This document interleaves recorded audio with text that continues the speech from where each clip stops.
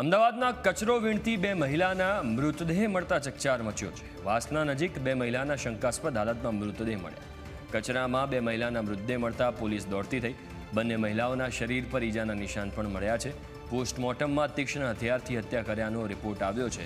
SOG, SP ગ્રામ્ય અને ચાંગોદર પોલીસે આખા કેસમાં તપાસ હાથ ધરી છે। માટોડા પાટિયાના પાસે બે શંકાસ્પદ હાલતમાં બે મહિલાઓની લાશ મળી આવેલ છે। સ્થળ પર પહોંચતા ચાંગોદર પોલીસે તપાસ કરતા જાણવામાં આવેલ જે મરણ જનાર છે એમનું નામ છે સોમબેન, એમની ઉંમર છે 70 વર્ષ, અને બીજા છે જતનબેન, જેમના વર્ષ છે 41 વર્ષ। જે બંને લાશ છે એમના પેનલ પોસ્ટમોર્ટમ રિપોર્ટ્સ કરવામાં આવેલ તો એમાં જાણવામાં આવેલ કે કોઈ બ્લન્ટ ઓબ્જેક્ટ વડે એમને માથું છૂંદી દેવામાં આવેલ છે।